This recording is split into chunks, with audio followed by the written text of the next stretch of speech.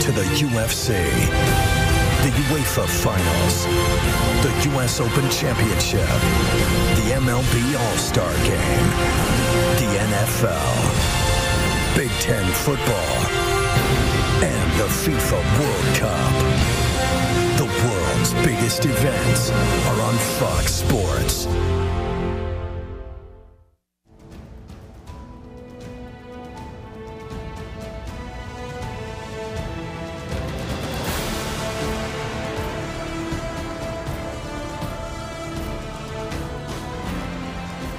From Chesapeake, Virginia, WHKT presents Sports Scene. Sports Scene features local, regional, and nationally acclaimed guests and excellent interviews. Follow Sports Scene on Twitter at Greg Bick. Now here is Greg Bicouvaris.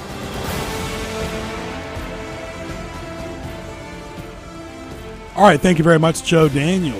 We are live as always on this November 29th. Beautiful weather.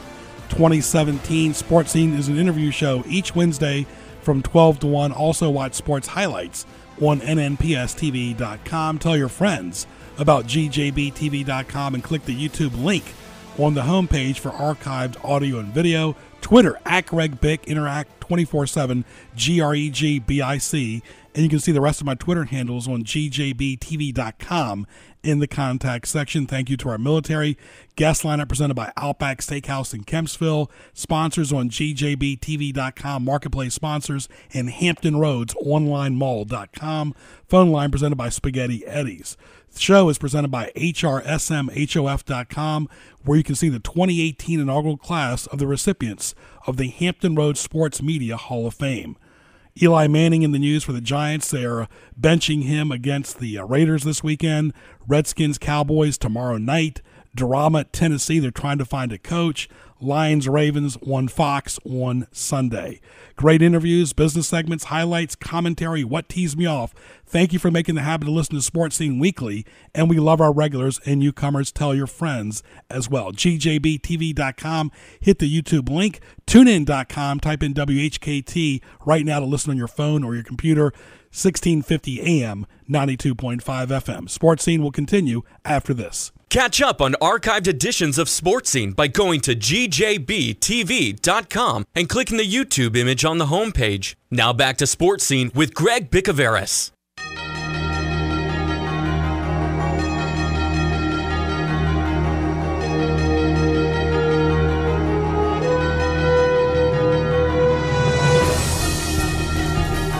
All right, we are on the eve of the Redskins-Cowboys back-to-back Thursday nights. For the Redskins, how will they react? But first, before we talk about that, I want to get Chris Russell's thoughts on the Giants and Eli Manning. As a lot of you know, I used to work for Red Zebra here in Virginia Beach. So did Chris. He worked in Washington, D.C., longtime broadcaster in the DMV, now with WJFK. How are you, my friend? Hey, Greg. How are you? Happy late Thanksgiving, and season's greetings to everyone down there. Absolutely, absolutely. Always good to talk to you. First of all, were you shocked by the news yesterday about the Giants? Of course, a dismal season. It's been a rough year all around, but to bench Manning, who's been an ambassador to the team, to say the least. Shocked would be probably too strong of a word. I guess I'm surprised that they pulled the trigger with 5 games left to go. But as I said last night on my radio show here in D.C., is there any good way to do it? Is there any good time to do it? Is there any right way to move on from a legend? Because make no mistake about it, this isn't a benching because Eli Manning stinks and he's just not getting the job done and he's not seeing the field and he's turning the ball over 5 times a game. This isn't what this decision was about, Greg, in my opinion. And not in my opinion. I mean, I pretty much know this just based on common sense and the way these things work. This is a decision to move on from Eli Manning, period, to turn the page to whoever's going to be coaching this team, and everybody pretty much realizes it's not going to be Ben McAdoo. This is an opportunity for them to get tape on not only Geno Smith, but their third-round rookie, Davis Webb, and to get evaluations on those guys in game situations. And in order to do that, I guess you need to do that more than just for the last game or two of the regular season. this is, again, a clear divorce, a clear signal from above that we're moving on, and we made that decision because we can get out of the contract with relative ease. The Giants have had some great quarterbacks over the years, one from this area in the 70s, Norm Snead, of course, Phil Simms, Hostetler, and, of course, you talk about Manning now, just a great gentleman who's won Super Bowls. He's done everything right, but it's just been dramatic from the get-go with the injuries, but every team's got injuries. But I guess the drama big thing here, Chris, is if it was anybody else, it was one thing, but Geno Smith has been nothing but drama when he was with the Jets. He couldn't get nothing done with the Jets. He didn't have to move out of the tri-state area, and I guess a lot of New Yorkers have said, been there, done that with Geno. That probably didn't help the cause either. No, absolutely not. And that was the most surprising thing for me, was that they went to Geno Smith instead of the kid Webb, who I mentioned was a third-round pick. Now, they say he's not ready yet, and that's understandable to some degree. A third quarterback is not getting a whole lot of practice reps. He's running scout team during the week. So they need to get him more reps as a co-starter, as at minimum number 2 in practice, where, again, he's not running scout team. So I do understand that to some degree. Initially, I was like, whoa, wait a second, for Geno Smith? But if you think about it, again, they're looking at perhaps drafting a quarterback very high in the draft, regardless of who the head coach is. Right. And we don't know if that's going to be, we don't know who that's going to be. Is it going to be Sam Darnold? Is it going to be Josh Rosen? We don't know if it's going to be the kid from Wyoming, Josh Allen. We don't know if Baker Mayfield, who knows? So, again, they're trying to, I think the biggest thing that we can take from this is they decided that Eli Manning is done. And why keep running him out there even though they gave him the token of, hey, you can start the games to keep the starting streak alive? I think it was classy by Eli to say, no, thanks, but no thanks. I'll be the best teammate I can be.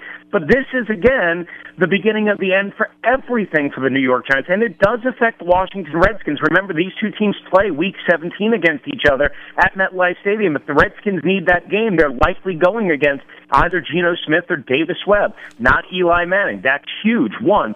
Two, it also could affect the market for Kirk Cousins, who, of course, I'm sure we're going to get to, is a free agent at the end of the year. And if Eli Manning goes to the Jacksonville Jaguars, that's been one of the mentioned spots, hot, over the last couple of weeks for Kirk Cousins. Well, does that mean the Giants' door opens for Kirk Cousins? So all of this is interrelated to some degree to the Washington Redskins as well. And it was back last year, too. Folks, who eliminated the Redskins from the postseason? Eli Manning on the road. He's a big-time elite quarterback. The Redskins know this front and center more than anything, Chris. Yeah, absolutely. And that's the other thing, too. I mean, people will scoff at this, Greg. Eli Manning could wind up here, right? I mean, in Washington, I should say. Again, Kirk Cousins is a free agent. We don't know exactly what's going to happen. Colt McCoy is under contract for next year. They don't have a young quarterback in the building to develop. You have a lot of holes, and maybe you go out and sign that veteran stopgap option, a guy who's not going to be a diva, and certainly that would be the opposite of everything Eli Manning is, and you plug and you play him, and then you build the roster or rebuild or amp up the roster around him. So that's all part of this as well. Absolutely. All right, well, we're Dallas week once again. The reaction, the Redskins back-to-back Thursday nights, that doesn't happen that often, Chris. No, this is the first time that they played 2 Thursday night games in a year, and it really is just another continuing extension of the NFL scheduling department absolutely screwing the Washington Redskins. And to be fair, they also screwed the Dallas Cowboys as well. And if you just give me a second to explain, both teams are going to play 3 games in 11 and a half days. The Cowboys played on Sunday Night Football at home, lost to Philadelphia, played 4 days later on Thursday afternoon, got drubbed by the Los Angeles Chargers, and now the reward for that is, no, you don't get the 10 days off that you normally get in between after a short week. Nope, you got to play on a regular week of rest. So, yes, that is the caveat. It's a regular week of rest. But overall and cumulatively, for both teams, it's 3 games in an 11-day span. And this is the I think, third time that they've done this to the Cowboys, where you had the Sunday, Thursday tango. This is the second year in a row that the Redskins have had to play on Thanksgiving. Now, last year they didn't play on the following Thursday night, so that, you know, the schedule is a little bit different, but the NFL kind of put the screws to them in many other ways throughout the year. This year, again, you know, this is the first time that they're doing this Sunday, Thursday thing, and for a team with so many injuries, and I understand the NFL can't account for injuries, but every team's going to have a massive amount of injuries, or every team's going to be dealing with injuries later on in the year. I think it's absolutely preposterous and ridiculous that they have teams playing 3 games in 11 days. That's my fear, and the Redskins have had 2 somewhat lengthy road trips as part of that 3-day stretch. We're talking with Chris Russell. This is Sports Scene live right here on 1650 AM, 92.5 FM. Listen anywhere in the world on tunein.com by typing WHKT to listen on your phone or your computer. And not to mention, too, Chris, these are elimination games. Both teams are 5-6. Both are injured. Both don't have a running attack. But the one good thing is these are 2 traditional teams. They're good TV teams for the most part, and NBC's got a good game tomorrow. Yes, and that's really ultimately all they care about. Sure. You know, I'm not saying I have the answer to every situation. I mean, obviously at this time of the year, there are no more buys. Maybe they can spread out the buys a little bit better and get healthier teams, more rested teams. I think it would be better for the league. I don't know how to fix everything. All I know is this probably is not going to be a great product tomorrow night.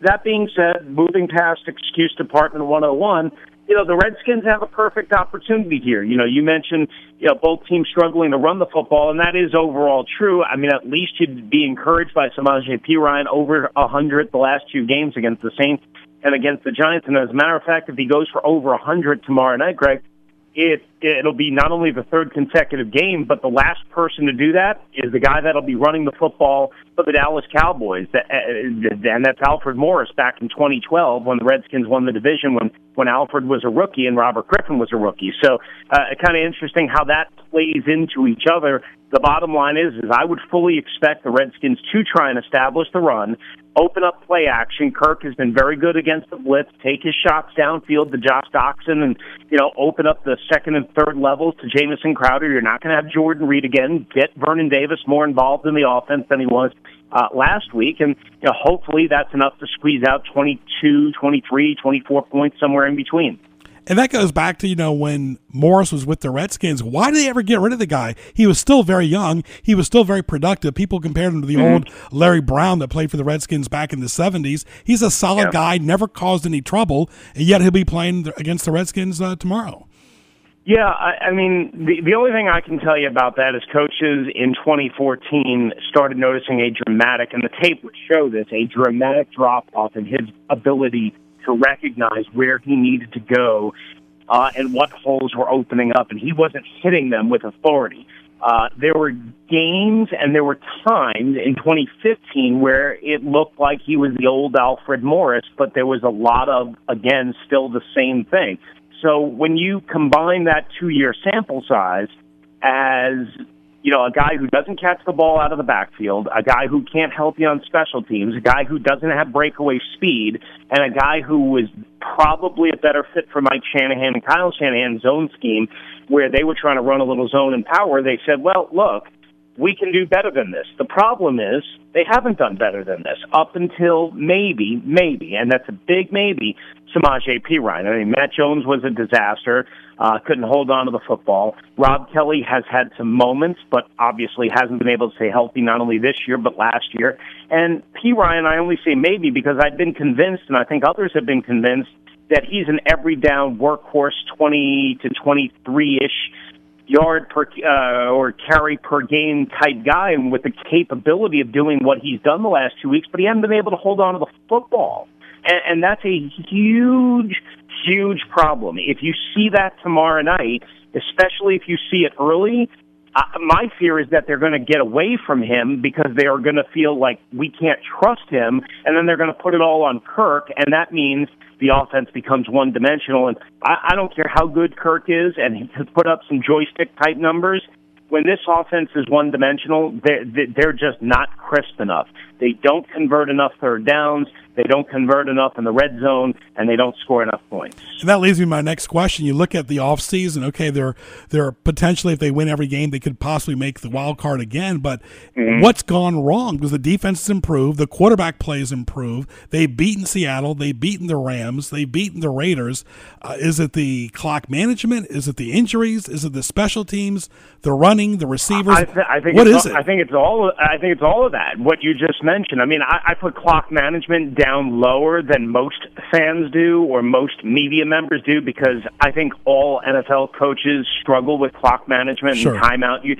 But the timeout usage and some of the fiascos is perplexing, quite honestly. They treat, timeouts like they have 17 of them as opposed to 3 per half. So that is a part of it. But you mentioned the special teams, and that's something that I've harped on over and over and over, year after year after year, and this team has just never been consistently good enough in this area. It costs them games. And as a matter of fact, the last time these two teams met in Washington at the end of October on a very, very cold, rainy day at FedEx Field, special teams made 5 or 6 glaring mistakes, and it cost them the game. 2 weeks ago in New Orleans, in that dramatic come-from-behind win for the Saints, special teams absolutely made 4, 5, 6 just glaring mistakes, and it cost them the game. You cannot have this type of mistakes made by special teams units, and I know it's not easy when a team has very little margin for error, and especially when they have the amount of injuries that they've had, which is the other component of it. I mean, obviously, they're getting a little bit healthier. We expect Trent Williams to play. So I guess they have 3/5 of their starting offensive line. Jordan Reed, again, is going to be out. Again, they're still missing guys across the board. Don't think Monte Nicholson is going to play, but I guess they're healthier than they were. But the bottom line is when you combine all of that, this team has very, very, very, very little margin for error and essentially have to play really, really close to perfect football games to have a chance to beat good teams. Now, are the Cowboys a good team? Obviously, without Ezekiel Elliott, the answer to that seems to be no. Yeah, you look at last year. I remember the Ravens game. Crowder got that big 85-yard punt return for a touchdown. It opened up the entire game on the road, meaning, of course, the Ravens are only 35 miles apart. And then, of course, Reed, last year, a lot of the talk was he was productive, but concussions. That's a big 1-2 punch to take away that and the other receivers they lost during the offseason. Yeah, no doubt about it. I mean, at least Crowder has been, he missed that one game a couple of weeks ago, which was, I want to say, the Seattle game after he was pretty good against Dallas in that, on that rainy Sunday that I was just mentioning. I mean, obviously he was huge last Thursday night against the Giants. He's been terrible as a punt returner. He's fumbled the ball 3 times. He's given them absolutely, at this point, just please don't fumble. Just please, I don't care if you fall down. I don't care if you fair catch everything. Just please don't fumble the football, because this team's not good enough to overcome this stuff. You mentioned Jordan Reed. He's going to miss his 5th straight game. He has no chance of playing in this game. They've got to get Vernon Davis more involved in the offense than he was last Thursday night. He's been real good, obviously, throughout the year. And I think there's going to be some chances for this Redskins offense if they can hold up in pass protection, and that's a big if against DeMarcus Lawrence and others from the Cowboys. Without Sean Lee likely in the lineup for the Cowboys, I think there's going to be some chances over the deep middle of the field. I think, you look for, again, I mentioned Vernon Davis, you look for Jamison Crowder on those crossing routes behind the second level of the defense, in front of the third level of the defense, and then you hope that you can take advantage when they start crowding the middle of the field, because that's where Kirk Cousins is really good. Then you start to take advantage of the outside the hashes where you can maybe dial one up on a 50-50 type ball to Josh Doxson and let him go get one against, some corners that aren't the greatest for the Dallas Cowboys. Everything is in place. I mean, you don't have Ezekiel Elliott playing tomorrow. You got Denver on the horizon, Cowboys, the Giants again, Arizona. Yeah, no doubt about it. That's not going to be an easy game by any means. Again, another road game. That's next Sunday. At least they get the full amount of rest. They'll go out a day early next Friday and make the trip actually, to, I don't know, wherever it is, with Carson, California, or whatever it is.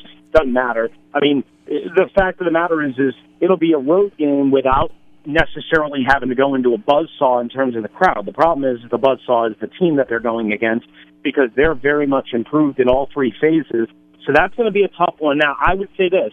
If they can afford to lose a game, and that's a huge if, that's the game you need to lose. They cannot afford to lose tomorrow night. They cannot afford to lose another conference game when they return to against Arizona. They cannot afford to lose a rudderless ship against Denver, even though Denver's defense is very good. Their offense is absolutely atrocious. It's at home. It's on Christmas Eve day. And then, of course, they can't afford to lose to the Giants. Even if they're eliminated at that point, the Redskins should, emphasis on should, be able to win 4 out of the next 5 at minimum, and there is a chance there for 5 out of 5. But they can't beat themselves, which they're very good at, quite honestly. They're very good at beating themselves. Right. For all you historians, the Chargers were in L.A. before they went to San Diego. Back in L.A. again. Unbelievable. Right. But anyway, just your thoughts, too. What's been the biggest surprise this year, Chris? Has it been just the Eagles and the Rams? I don't think the Rams have the depth to win in the postseason. They're not ready yet. But still, they got to be 2 big surprises that nobody saw going into 2017. Yeah, no doubt about it. I mean, Sean McVay, who Redskins fans obviously came to know, like, respect, and loathe at times, is doing a tremendous job out in Los Angeles with the Rams. I'm not saying anything there that nobody knows about. I have all the respect in the world for him. I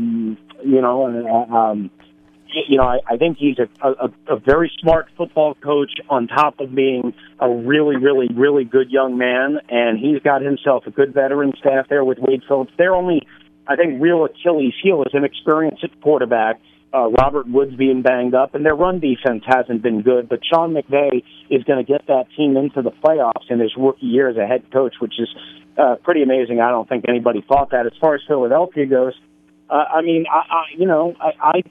thought this would be a big year for them offensively. I wasn't sure how they would hold up defensively, and I still have questions on the back end of them defensively, but everything that they're doing is right. They've got multiple receivers. They've got multiple tight ends. They've got multiple running backs. The only thing that probably can stop them is an injury to Carson Wentz, which is a big concern because of how mobile he is and the kind of shots he takes and the sliding issues and all that. So, I expect fully those 2 teams. And then Minnesota, obviously, a team that beat the Redskins just a couple of weeks ago with Case Keenum. I mean, nobody thought Case Keenum would play this well. Everybody thought their defense would be really good. But when they lost Dalvin Cook and they lost Sam Bradford, who thought the Vikings would be this good? So clearly they are a team to watch out for as well. Chris, thank you. Leave us with your Twitter handle and how people can listen to you online down here. Sure. Thanks, Greg. At WrestleMania621 is Twitter. DCHotRead.com is how you can read all of my blogs and game previews and analysis. And listen on 106.7 The Fan if you're in the DMV area, or you can listen on TuneIn or Radio.com, and all those places. So, also doing some national hosting with CBS Sports Radio this weekend from New York City like I did last weekend. Very good. We'll be looking for the tweets. All the best to you and your family, and we'll talk to you sometime right around the playoffs. Sounds good. Thanks, Greg. Thank you. Chris Russell right there from WJFK Live. Sports Scene will continue after the news break and the Wizards Report. On Tuesday night in Minnesota, the Wizards starters struggled, but they received a spark from the bench. Crawford drives right the lane, feeds lane. Karl Anthony Towns broken up by Mike Scott in transition. Oubre behind the back pass. Oubre to Scott. Oh, Mike Scott started it with the steal. Oubre behind the back pass to Mike Scott, who slammed it, and now the Wizards are within 2. Right elbow, Oubre gets in the paint, denied. Left wing, Satoransky. Satoransky drives left side lane, switches hands left to right, finishes a right-handed runner 8 feet from the basket. Wizards up by 4, their biggest lead, 36-32. Yeah, terrific bench play from the Wizards, but to close it, Bradley Beal left wing outside the arc, top of the arc, Porter steps inside the arc, rises, shoots, scores! Otto Porter gives the Wizards their first lead since the second quarter, 91-89. Wizards, 22 seconds left in the game. Yeah, Otto Porter, the big shot, and the Wizards win it over the Timberwolves, 92-89. Up next in Philadelphia on Wednesday to take on the Sixers on the WGL Washington Wizards Radio Network. Interact with Sports Scene on Twitter at Greg Bick. Email bicogb@hotmail.com. Now back to Greg Bicouvaris in the Hampton Roads OnlineMall.com studios. It's now time for Greg's Highlights, presented by Hampton Roads OnlineMall.com. And want to thank Chris Russell right there from WJFK, highlights gjbtv.com. Click the YouTube link, and of course, save the date each Wednesday for Sports Scene from 12 to 1. More announcements coming up in December. HamptonRoadsOnlineMall.com. Browse, shop, visit, bookmark it. GJBTV.com. HamptonRoadsOnlineMall.com. And HRSMHOF.com. College football championship games this weekend. Bowls soon to be announced, especially the top 4 in college football. Good luck to JMU as well in the postseason, and all the teams that are in the top 4 as well. Clemson, Auburn, Oklahoma, Wisconsin. I guarantee you that will change as well. Heard from Chris Russell as well. Let's get to our question presented by Buffalo Wild Wings and Newport News after this as well. Don't forget Little Tokyo Buffet, Hibachi, Noodle Soup, Soup Bar, Sushi Bar, and Buffet Bar in Hampton, 49 West Mercury Boulevard. Go by then, see them for a great buffet. Call them at 325-8286. Question presented by Buffalo Wild Wings and Newport News to Joe Daniel. When you shake hands with people in general, do you have that like, oh boy, I need to go to the bathroom and wash my hands? Do you normally try to wash them soon after, or you just don't care? I typically just don't care. I'm not that big of a germaphobe unless I've seen them like coughing in their hand. I think that's the worst thing to do. Never cough directly into your hand. Do the vampire method and actually cough in your elbow, or that's the worst thing. So yes, if I see something like that, then I absolutely will wash my hands as soon as possible. And also when people have clammy hands, I mean, I know some people just can't help it, but it's not a very good, and I'm sure they're self-conscious about it as well, but it's an awkward feeling. Yeah, I prefer the fist bump myself. A good answer, Joe Daniel. Buffalo Wild Wings, lunch, dinner, apps, mozzarella sticks, salads, boneless traditional wings, yum, yum, yum, burgers, and of course, excellent wraps and tenders, Macs, great beverages, adult beverages too, desserts, kids menu, games on TV, wings, beer, sports, right there. Go by and see Paul and the great staff at 12150 Jefferson Avenue in Newport News. Give them a call at 249-3999. Buffalo Wild Wings, great place to watch college, NFL football, NBA, NHL, and of course, all the great sporting events, wall-to-wall sports, and of course, wings, beer, sports, right next to Patrick Henry Mall in Newport News as well. Stay tuned. We'll be back after these messages. You are listening to Sports Scene with Greg Bicouvaris. Now, back to Greg. All right, CP Shuckers, local tradition, Shore Drive, Pacific Avenue, Virginia Beach. Delicious food, great appetizers, steak bites, sandwiches, burgers, specials. All the games on TV. Go by and see Matt, Mark, Chef Leon. For more, go to cpshuckers.com. To thank Chris Russell, our first guest from WJFK, talking Redskins in the NFL. Big fun event in Newport News from all over the state. 25th year and counting. Renee Popernack from the city of Newport News. How are you? Great. What's going on? A lot's going on right now, especially this week. Oh, yes, because, of course, Celebration Lights at Newport News Park open Thanksgiving night, which runs through January 1st. And then we have Holly Dazzle this Saturday night on December 2nd in City Center. Yeah, so talk about the Celebration Lights. First of all, it just opened up last week. It's really a fun event for the entire family, and buses can go as well as cars. Yes, it's our 25th year. We were the first drive-through light event in Virginia, so we're very proud of that. And to celebrate our 25th year, we've added some new light displays. It's a great event to take the whole family to. It's a 2-mile drive through Newport News Park. Great holiday scenes, and also scenes and lights of our local history, too. They see a lot of good things right there in the Newport News Park as well. Well, I know you've been gearing up for this weekend. Talk about what's going on in the City Center Oyster Point section. Yes, Holly Dazzle is December 2nd from 4 to 8 p.m., and it's the most amazing fireworks show you will ever see in your life right here in Newport News. I think it really helps that it gets dark so early. It kind of adds to the ambiance. You get some hot chocolate. You got a lot of local restaurants there. The movie theater all adds to that whole ambiance right there. Yeah, starting at 4 o'clock, we have entertainment all through City Center. We have choral groups, and we have fire jugglers, a little bit of everything, free crafts for the kids. And then everybody stands around the fountain for the fireworks show and the lighting of our 45 8-foot tall tree, which is a very tall tree. I think that place has got so much potential. It doesn't use I'd love to see like the Christmas Carol being played right there at the city center. It's such a neat venue with a waterfall. Yeah, with the fountains, and that's what people don't understand with our fireworks show is you rarely get to stand that close to the fireworks. Yeah, absolutely. But there's always something going on. This is a busy month, but between that event, of course, that event's free to the public, correct?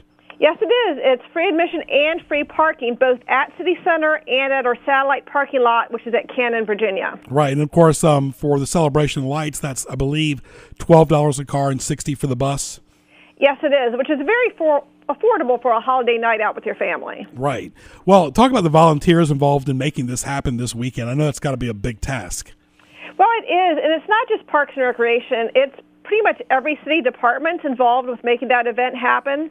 And, of course, we have a lot of performing groups from the community.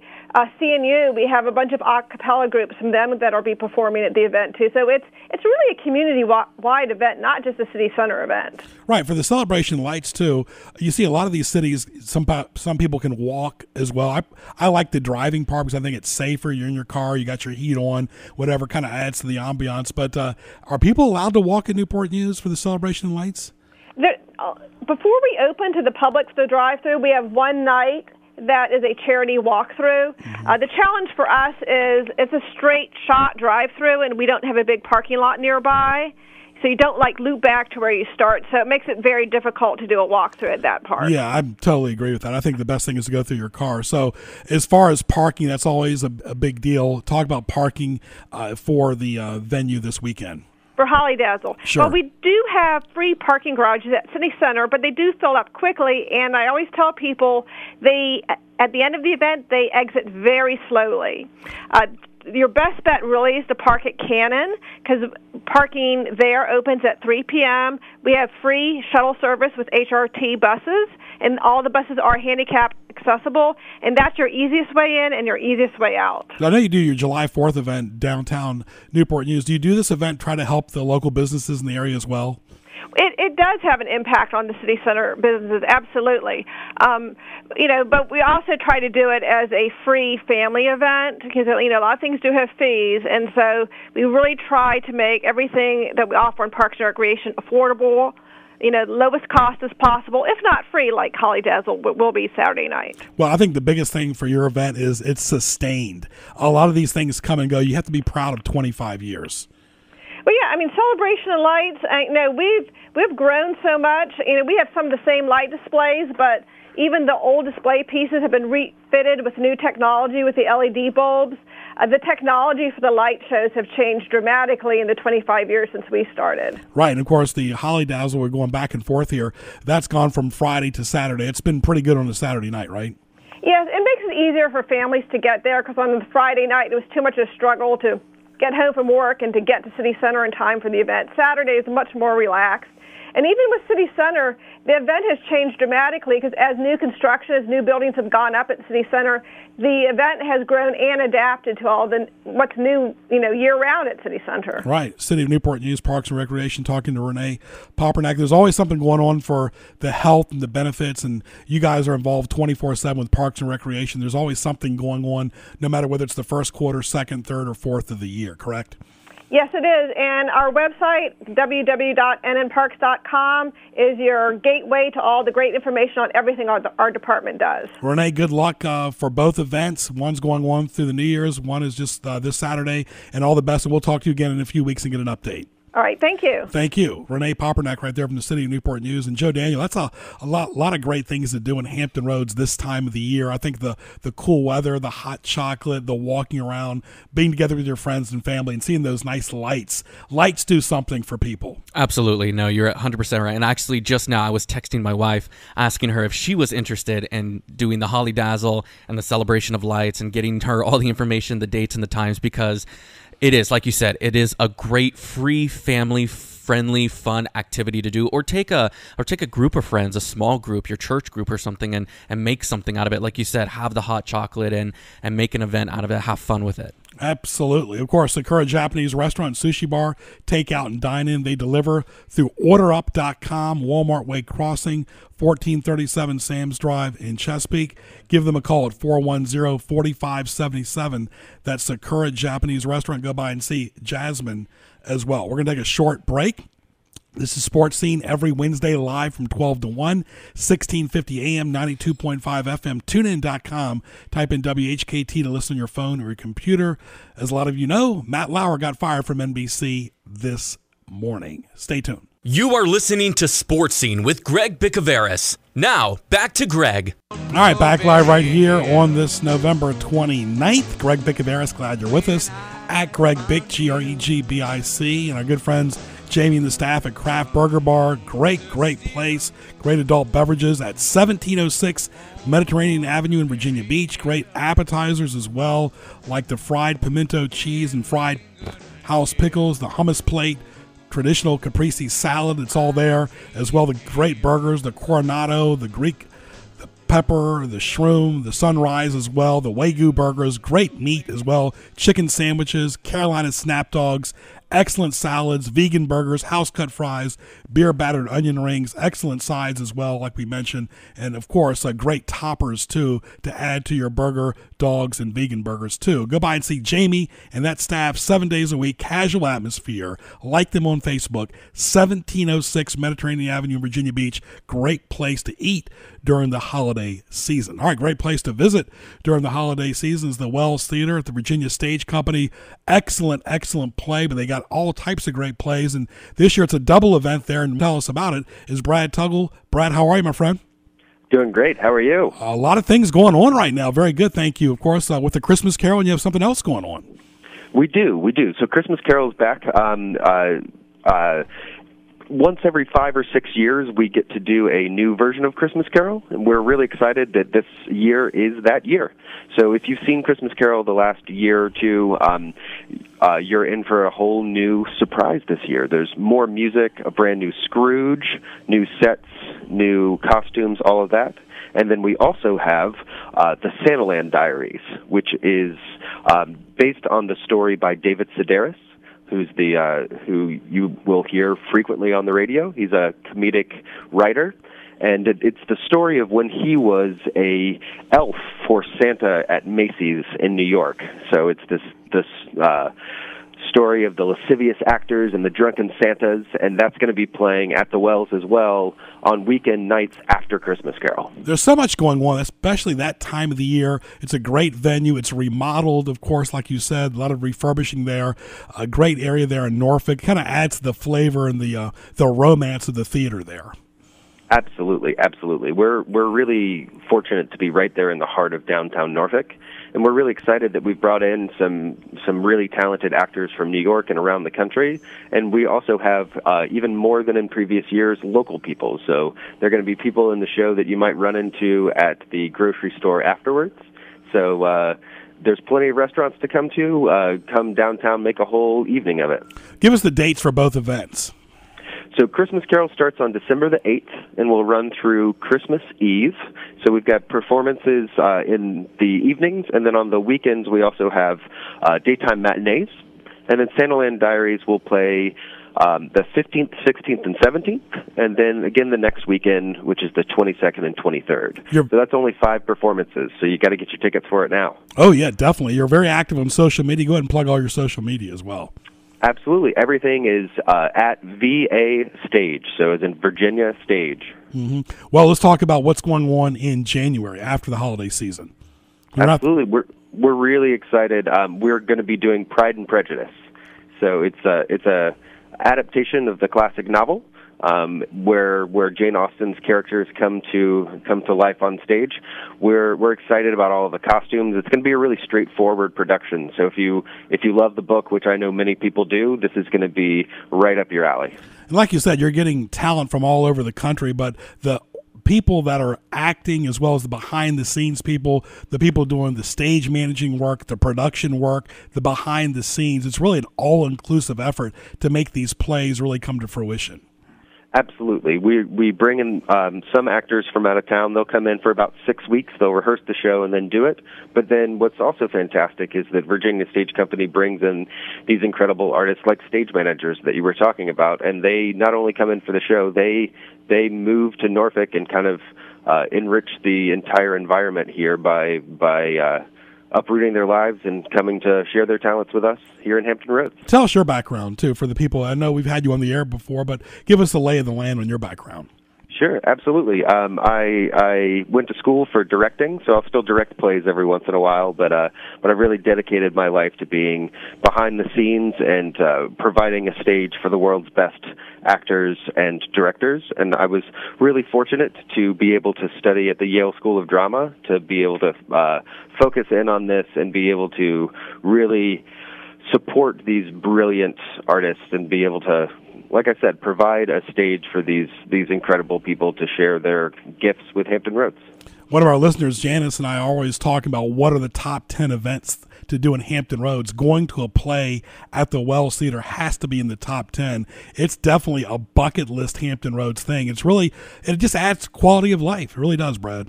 Absolutely. And yeah, I'd encourage everybody to get your tickets now. We had a huge Cyber Monday, so lots of tickets got sold. So if you want the best seats in the house, go ahead and grab them up now. And how do you get the tickets? At vastage.org. Very good. All right, my friend, best of luck with all the events in December. You and I will talk again in January. Thank you so much. I'll talk to you then. Always a pleasure. Brad Tuggle right there. And that adds, again, Joe Daniel, quality of life, going to a play during the holiday season, getting involved in the cultural arts of this area to broaden your horizons, to get out of the normal day-to-day routine. Yeah, it's completely different going to a movie than it is going to a play. Like you said, it's a quality of life. It's an experience. You know, you go to a movie and you just sit down, you're just looking at a screen, but going to a play and getting invested with these people emotionally and seeing how this story is being told, and like you said, these talents and how everything is coming together, you know, like makeup artists and seeing these artists, you know, on stage performing. It's quite an experience. And we do the opera once in a while here too, just to resonate your voice. I mean, you and I do a lot of voice work, obviously in radio, TV, and commercials, and behind the scenes as well. But to resonate your voice, acting on stage with a lot of clutter in the audience, whether it's acting or opera, is not easy. Right. No, absolutely. It's very much focused on what they're doing, not to be distracted. You know, you hear that the show must go on. You know, there's a lot of distractions that can happen in the crowd, and you want to look out. You want, your natural inclination is to also look at the noise, but they're very focused. They're professional, and I think it's great. Just like the comedy clubs, you don't want the interaction that much from the audience, but because that can really distract you too as well. But the biggest issue with the movie theaters is possibly falling asleep after you've eaten, because it's so dark in there, like you said. And there's a waste of $20. Oh yeah, not to mention concessions. All right, Panera, all items 100% clean. They deliver catering. Take advantage of the rapid pickup option: soups, sandwiches, salads, bagels, yummy bread, smoothies, breakfast sandwiches, cookies, desserts, refreshing beverages. Really good. Go by and see Brian and the staff, PaneraBread.com. Food as it should be. Where are they at, you ask? They're at 6255 College Drive in Harborview. Give them a call at 483-3670. Go by and get some holiday goodies at Panera Bread in Harborview as well. All right, let's get to What Teased Me Off. What Tees You Off? Presented by HamptonRoadsOnlineMall.com. And Outback Steakhouse in Kempsville. Mike and the staff have a spacious, nice dining area. Great bar for lunch and dinner daily. Burgers, steaks, soups, you got to get them. Salads, appetizers, pasta, chicken, ribs, seafood, chops, desserts, beverages, dining or carryout at 1255 Fordham Drive in Virginia Beach. Give them a call at 523-4832. Go get some holiday food at Outback Steakhouse in Kempsville. For more, go to Outback.com. All right, what teased me off? This whole drama at the University of Tennessee about Greg Schiano's an assistant at Ohio State while he was at Penn State. Well, he did nothing. Why aren't the Lions worried about their head coach, who was also an assistant at Penn State? All of this about Paterno's former assistants, who a lot of them are not in trouble, who are still coaching. Why pick on Schiano from Ohio State? Makes no sense. People have gone to jail over this, but not Schiano. Leave him alone. All right, what else teased me off? Being stared at, just being stared, just awkward. That somebody gives you that stared feeling, or let's say you're having a conversation with somebody and the third party just stares. Just kind of wants to chime in, but too afraid to. Yeah, staring. Yeah, blink your eyes and maybe just walk the other way, but don't stare. How about when you're next to a car and it's all of a sudden quiet on the road? These cars that are low level to the ground have these obnoxious engines that when they rev up, they sound like sports cars. But their cars are so small, you're like, how are they even revving up that much? Yeah, it's mostly probably like a muffler with holes in it or something like that, just a rattling sound. Yeah. I mean, remind you need to go to get your car worked on as well. People who are out in public, like I saw this, my former real estate agent, where we were at the bank the other day, and she goes, "Oh my God, I didn't have any makeup on, and I'm seeing you." Well, when you go out in public, that's a consequence you might face. Yeah, absolutely. You got to dress to present yourself, Right, dress poorly in public, you're going to ask for ramifications. How about this? Yes. How about this? The constant smell of gas at gas stations. I know it sounds redundant, but the last thing you do is want to smell that heavy gas fume while you're pumping the gas, or if somebody overflows the gas in their car. I was just about to say that a little while ago. As I was pulling out, there was still residual in the nozzle, dripped on my foot. And, of course, you can't get that out until you get home and I can actually wash it. So driving with it, and it's just trapped in your vehicle as you're driving.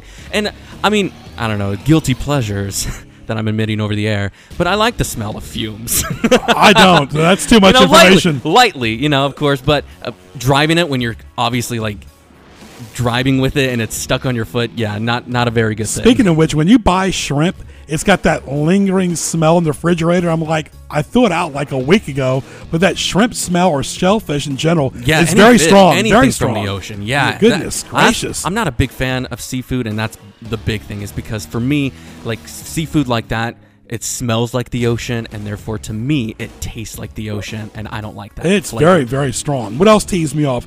This time of the year, people are raking leaves all the time. The sound of the rake on the street when they're trying to rake leaves, it sounds like the chalkboard as well. Yeah. When they're using an old metal rake instead of even a plastic one, but yeah, scraping across the rubble of the concrete. It is like nails on a chalkboard. All right, we'll be back next Wednesday from 12 to 1. I want to thank our guest, Chris Russell from WJFK, talking the Redskins, as well as Brad Tuggle from the Wells Theater, talking about the Christmas Carol, and Renee Popernack talking about Parks and Recreation and Newport News and all the great activities, as well, like Celebration and Lights as well. For more, go to gjbtv.com, hit the YouTube link for archive shows.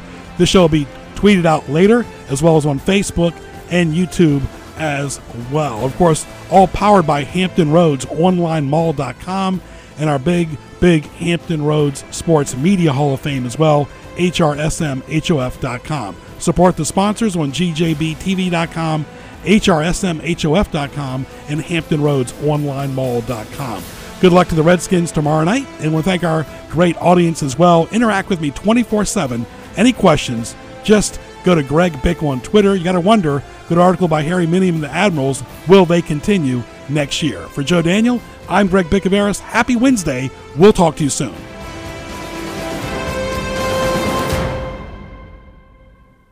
AM 1650, WHKT Portsmouth, 92.5 FM, W223CT Norfolk. For your daily supply of news and talk, we are The Answer.